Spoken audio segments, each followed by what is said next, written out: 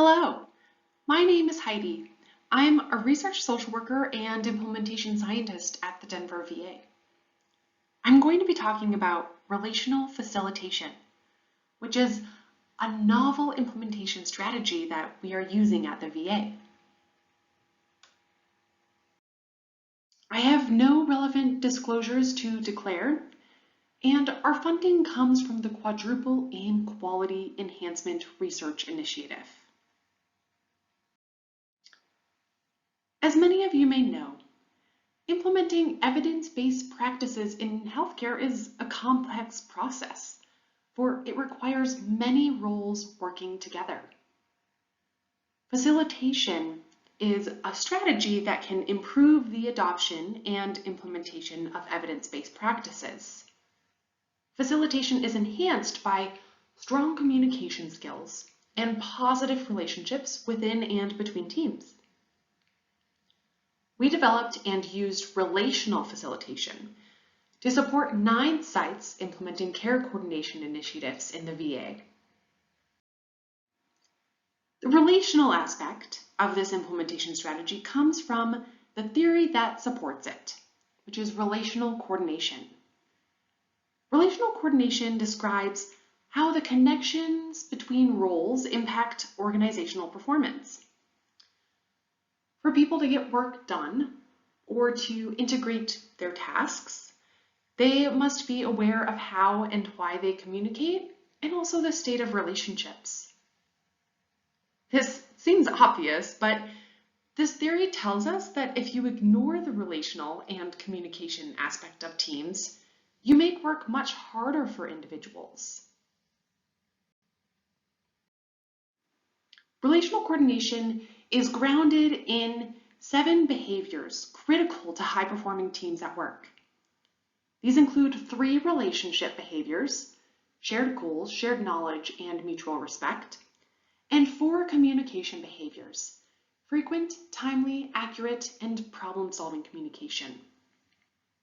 For over 20 years, the theory of relational coordination has guided many research and improvement projects in various industries. Facilitation is the act of making something easier or something happen. Relational facilitation is an interactive social network methodology that uses relational coordination to help teams implement their programs. The objective of relational facilitation is to help teams assess and then address relationship and communication challenges within and between teams. The impact of relational facilitation is evaluated by using a validated survey that assesses the 7 relational coordination behaviors I introduced in the last slide. With no facilitation, the additional support needed to implement an evidence-based practice is often not in place. Traditional facilitation is a strategy that tries to address implementation challenges. Dynamic learning and interactive problem solving between team members is used to improve the adoption of evidence-based practices. Relational facilitation enhances traditional facilitation by focusing on relational coordination aspects while also addressing barriers to program implementation. It improves the effectiveness of facilitation by supporting teams with developing strong communication skills and positive relationships.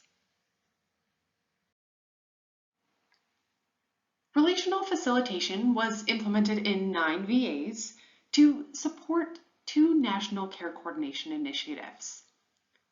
Trained facilitators conducted sessions during virtual team meetings.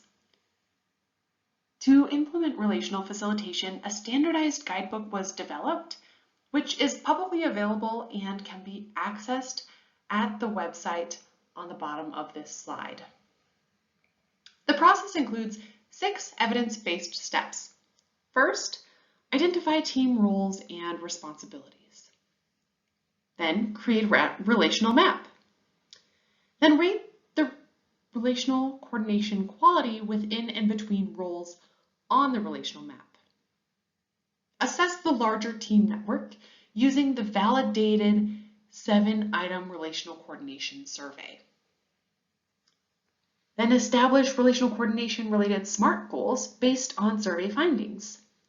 And lastly, assess the impact of relational facilitation using the relational coordination survey after implementing SMART goals.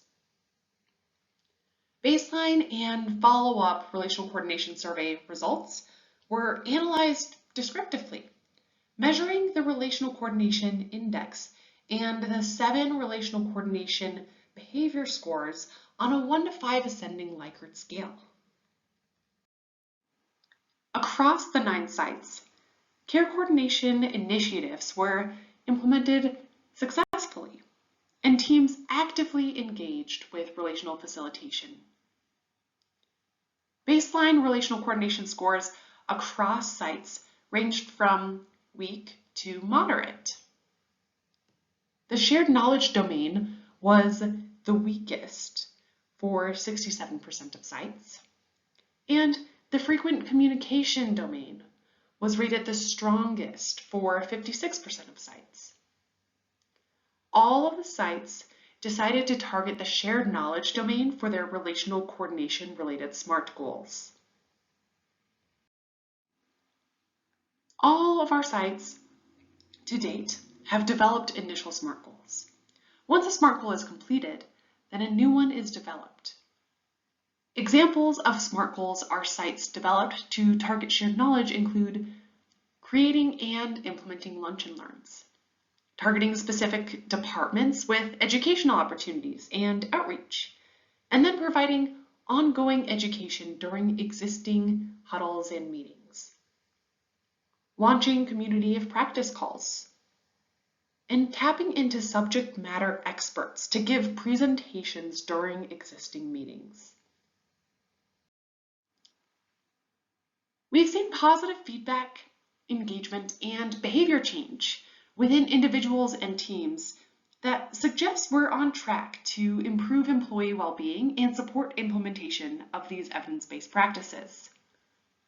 Teams who did SMART goal development are more engaged and they stay engaged.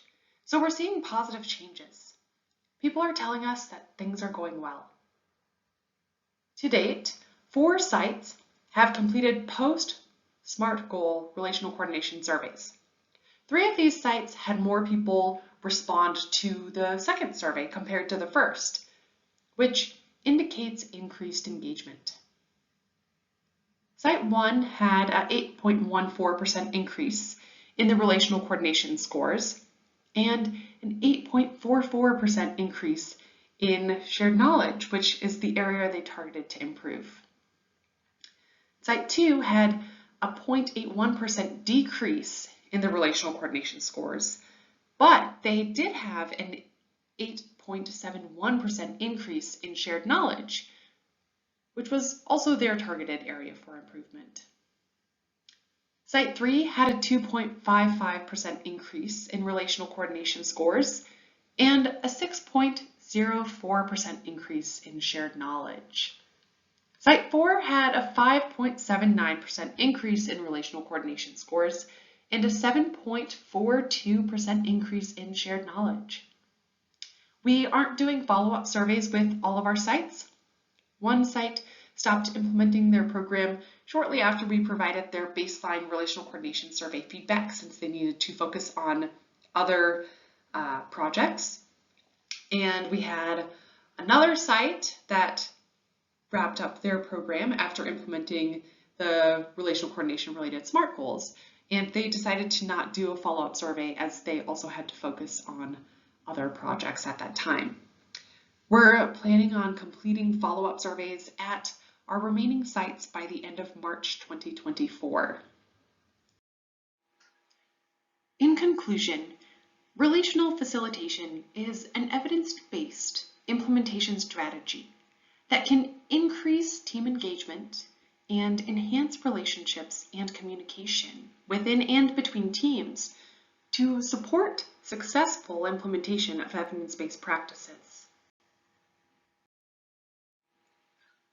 I would like to thank and acknowledge my wonderful team that I'm a part of, who has helped so much with implementing relational facilitation. And if you have any questions, please do feel free to contact me.